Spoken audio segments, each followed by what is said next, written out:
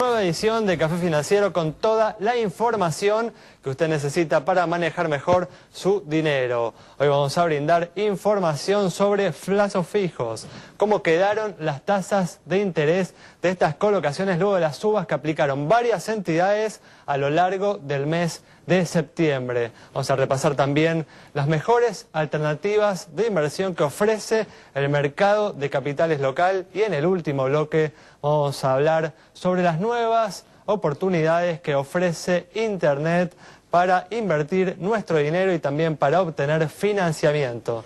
Quédese con nosotros. Tras el siguiente intervalo vamos a regresar con todos estos temas y vamos a responder a todas sus consultas.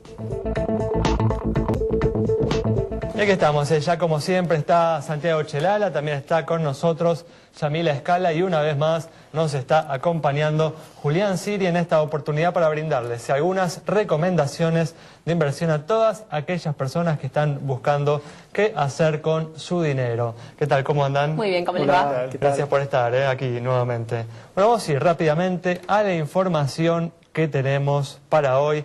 Y en los primeros 6 meses de este 2013 las compañías de seguros volcaron cerca de 9.000 millones de pesos a la economía real para cumplir con la obligación que les impuso el gobierno el año pasado. Yamila presenta este tema. Datos para el cierre del segundo trimestre de 2013. El ministro de Economía, Hernán Lorenzino, se juntó con el superintendente, Juan Bontempo, y dieron los nuevos resultados que tienen que ver con 8.888 millones de pesos destinados a proyectos productivos. Estamos hablando de una meta del 5% y un resultado hacia esta época del 20%. ¿En qué estamos, de qué estamos hablando? Bueno, de la inversión en la economía real de las aseguradoras. Un ejemplo para cuantificar lo que es la repercusión de esta medida con los objetivos de favorecer los proyectos productivos y de infraestructura tiene que ver con el de sector pymes, que representó un 52% de los fondos comunes de inversión, generando que 1.200 millones de pesos se destinen a fortalecer este sector. Estos son los datos que informó el ministro y el superintendente y que sin lugar a dudas hablan de un circuito que empieza a funcionar. Lo cierto es que los empresarios, luego de su esfuerzo vinculado al dinero que destinaron a este tipo de inversiones, siguen reclamando mejores instrumentos. Hasta ahora estamos hablando de 63 entre fondos comunes de inversión, fideicomisos, bueno, pero siempre más atados a lo que tiene que ver en la confianza con YPF o con alguno que otro que en otro tipo que no se tentaron tanto. Incluso el tema de la Supercar y el fideicomiso Tarshop, que no fue muy bienvenido. En realidad tampoco es que recibieron muchos llamados, algunos como esperaban, pero la Supercar tuvo muy escasa repercusión. De hecho se han tramitado muy pocas y esto tiene que ver también con el impulso, con el escaso impulso que recibió desde lo que es el financiamiento. Así que bueno, esto seguirá, la meta está más que cumplida para la fecha, esto implica un impulso a la economía real, pero bueno, seguimos viendo obviamente los resultados. Muy bien, un tema importante. Esperemos que el gobierno le preste atención a estos reclamos de los empresarios justificados porque es razonable, ¿no?, que se demande instrumentos que brinden las condiciones razonables y adecuadas para colocar allí el dinero de los asegurados. Vamos a seguir ahora con información sobre plazos fijos, cómo quedaron las tasas de interés luego de las subas que aplicaron varias entidades durante el mes de septiembre. Y atención porque hay tasas de interés más atractivas para aquellos ahorristas que elijan el plazo fijo para depositar su dinero, para tener algún tipo de interés de sus ahorros. Hubo aumentos de hasta 1% en algunas entidades, también como una política que está siguiendo el Banco Central para absorber algo del dinero circulante y también contener un poco el alza de precios. Vemos en pantalla entonces cuáles son las principales tasas de interés para depósitos a plazo fijo, en este caso para 30 días entre 55 y 75 mil pesos. Fíjense, en la capital del Plata, 17,5, la tasa más alta. BCT, Meridian y Metrópolis entre 17 y 17,25.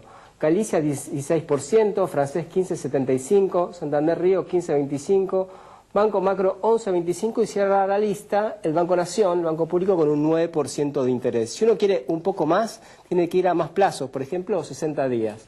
En este caso ya estamos en 18% de interés para Meridian. La Capital del Plata 17,75, al igual que Metrópolis. Galicia 17,5, BCT 17,25, Columbia 17, Banco Francés 16%.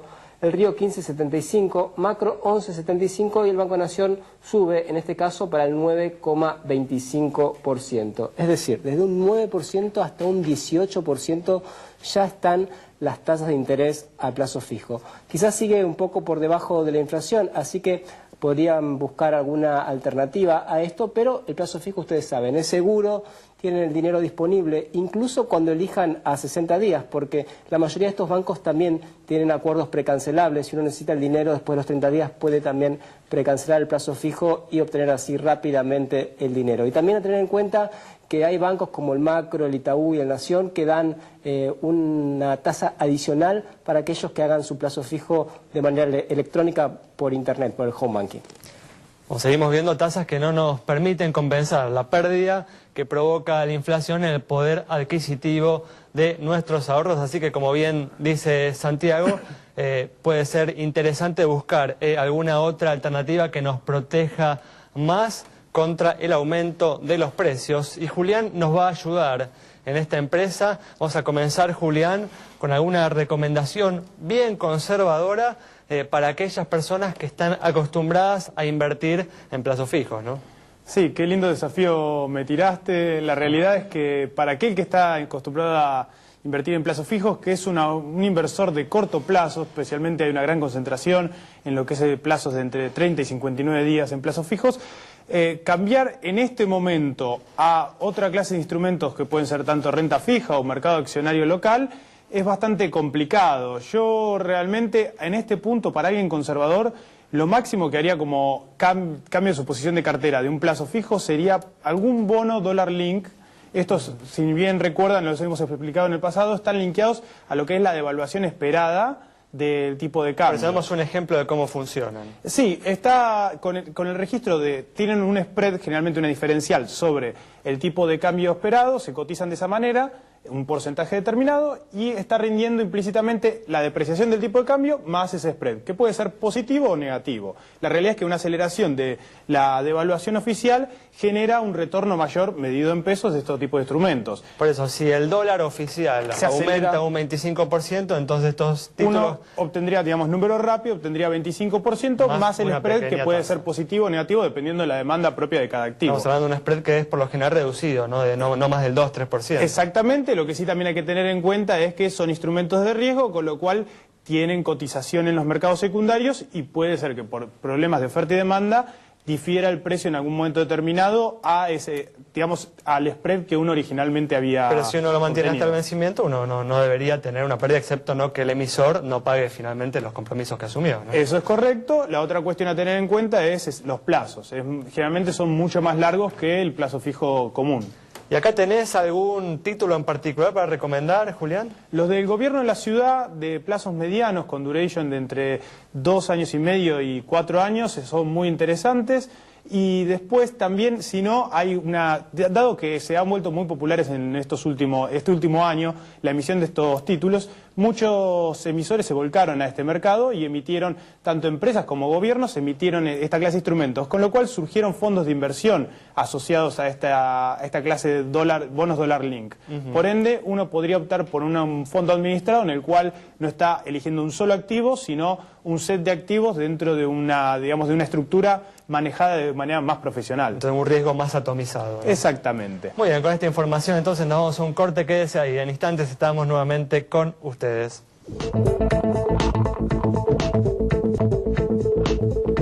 Muy bien, hoy nos está acompañando Nicolás Lang en este espacio reservado para responder a todas sus consultas. Hoy vamos a responder consultas relacionadas con temas del mercado inmobiliario. ¿Qué tal, Nicolás? ¿Cómo andás? ¿Qué tal? Buenas tardes, ¿cómo va? Vamos a responder ahora algunas consultas. Vamos a comenzar con la pregunta sobre el estado de las instituciones financieras. La pregunta de Marcelo sobre el estado del Banco Vica. Para Marcelo, entonces, un banco que opera principalmente en la provincia de Santa Fe. Vemos sus números en pantalla. Tiene un patrimonio de 33 millones de pesos, depósitos por 80 millones de pesos y resultados acumulados, según información del Banco Central, de 27 millones de pesos. Buenos indicadores de solvencia y de liquidez. Cara sonriente para el Banco Vica. Muy bien, Nicolás, comenzamos entonces a responder.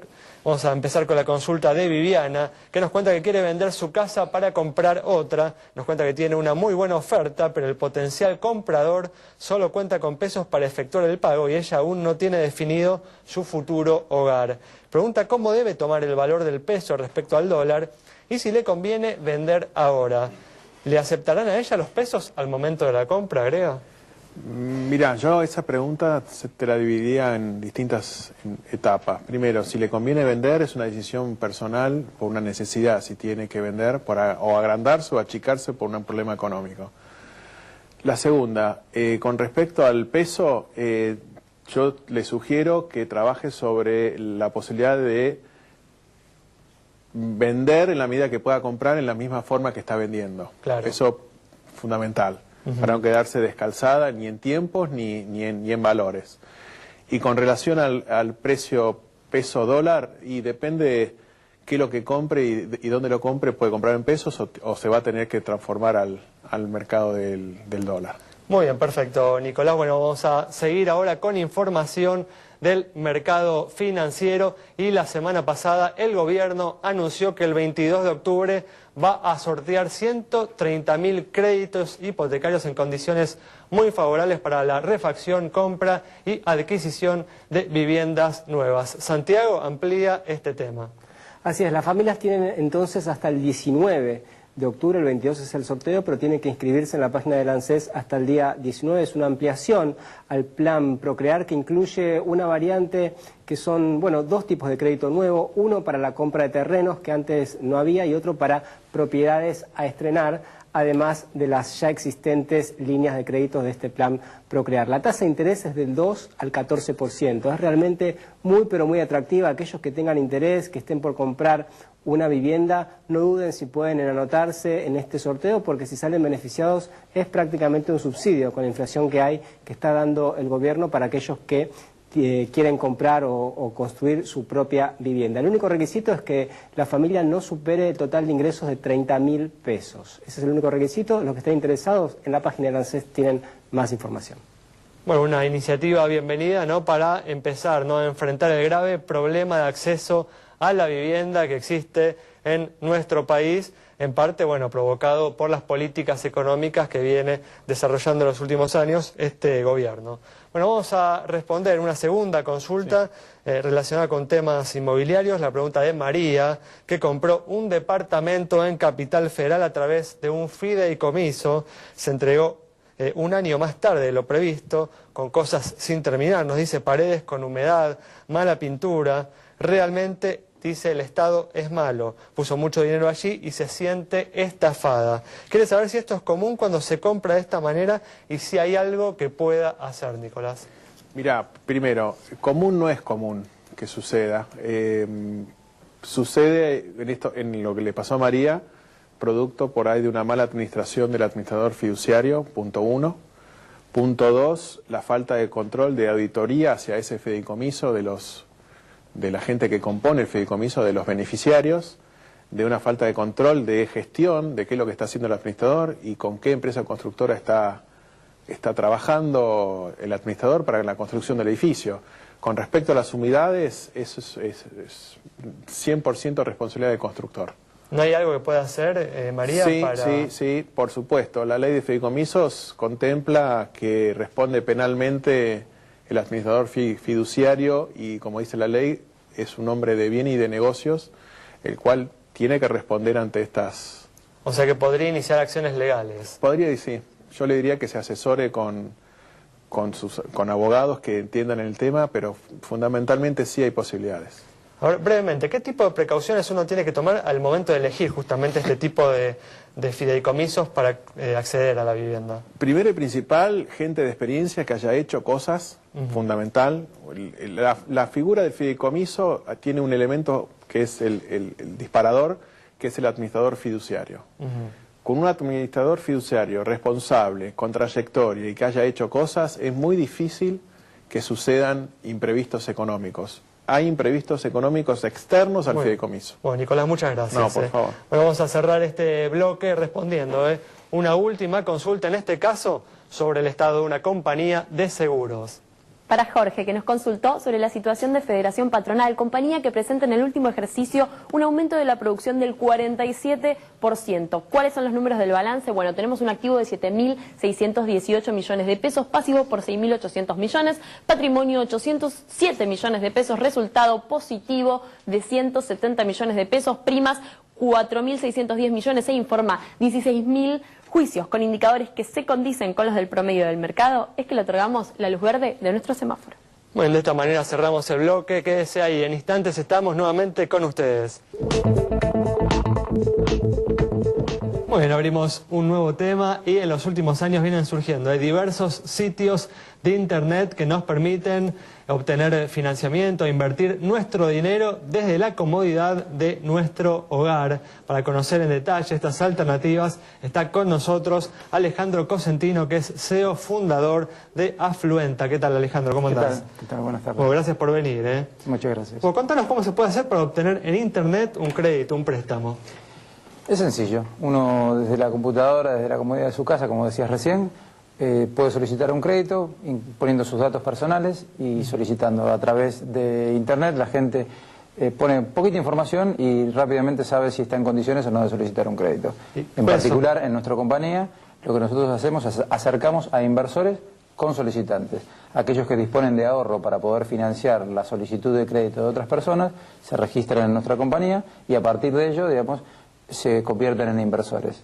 Por el otro lado, los solicitantes de crédito lo que hacen es manifiestan cuáles son las necesidades que tienen para obtener un crédito y los inversores analizan esas solicitudes y a partir de eso el inversor invierte su dinero a mejores tasas que en un plazo fijo de un banco y los solicitantes obtienen un crédito a menores tasas que las que solicitan en un banco. Pero el inversor es el que tiene que evaluar la situación. El inversor es el que tiene que evaluar. Lo que nuestra compañía realiza es, esencialmente, analiza la solicitud de crédito, analiza el solicitante de crédito para saber si está en condiciones de devolver ese crédito. Pero quien finalmente va a fondear esa solicitud de crédito es el inversor que dirá, me gusta esta solicitud, no me gusta. En general, nuestra compañía ha pasado de financiar, tenemos más de 300 solicitudes financiadas y ha pasado de financiarse solicitudes de 10.000 pesos con 22 inversores a solicitudes de 30.000 pesos con más de 100 inversores por solicitud. ¿Cuáles son los requisitos que debe cumplir una persona que está solicitando un préstamo? Es importante que ya que hay una audiencia importante para ver que ustedes las ayuden. Cuando se evalúa una solicitud de crédito, esencialmente se miran dos aspectos de una persona. Es cuál es su historia pagando sus compromisos y cómo genera sus ingresos. La primera parte es, se observa que una persona no tenga incumplimientos con otras personas que le han prestado dinero. Y cuando se utilizando sistemas como el Veraz. Se utiliza el sistema, hay información a la que puede acceder cualquier persona a través del Banco Central. De central de deudores del Banco Central. Después también se utilizan información de centrales de crédito como Gnosis, Veraz. Y lo que se ve de esa persona es si esa persona cumplió las obligaciones a las que se comprometió en un periodo de tiempo. Por ejemplo, 2 años. Y después se mira si la persona en el momento en que solicita el crédito tiene disponibilidad para pagar la cuota a la que se está comprometiendo. Si una persona, por ejemplo, tiene un ingreso de 7.000 pesos y tiene compromisos para vivir y pagar sus cuotas de 6.800 pesos, no está en condiciones de pagar una cuota de 1.000.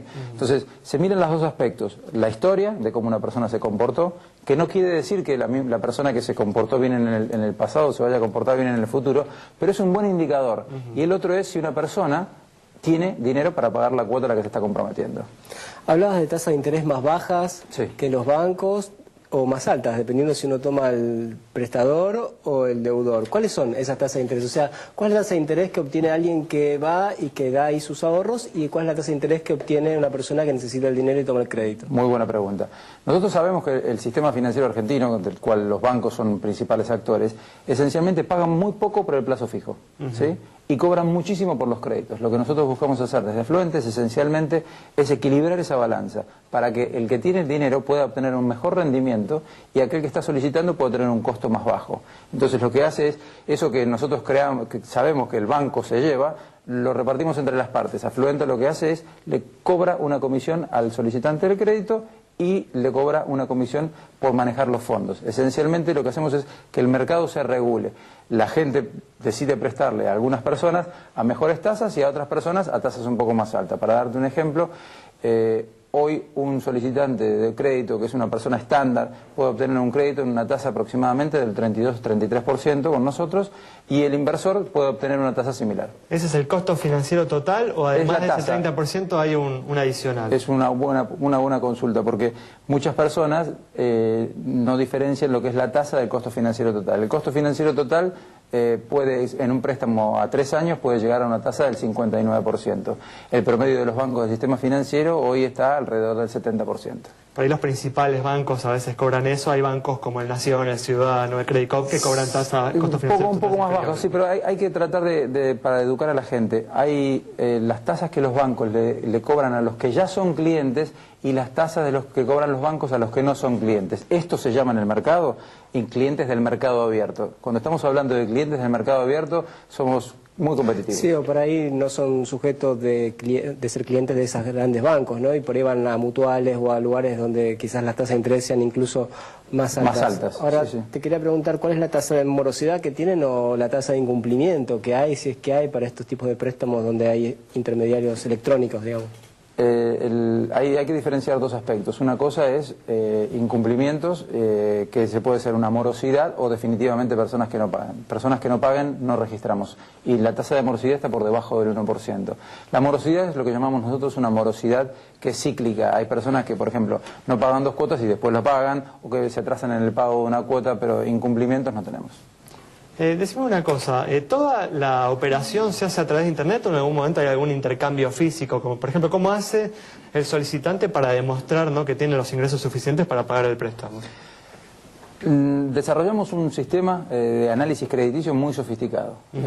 A partir de que la persona pone sus datos, nuestros robots de búsquedas lo que hacen es esencialmente buscan información de esa persona en el sistema financiero, en las centrales de crédito, y lo que verificamos esencialmente es si la persona es quien dice ser, si vive donde dice vivir, si tiene los ingresos si trabaja donde dice trabajar y tiene esos ingresos, si es autónomo, si es monotributista, si paga sus impuestos, y a partir de esa foto que nosotros tenemos, emitimos una solicitud de crédito y emitimos un pagaré.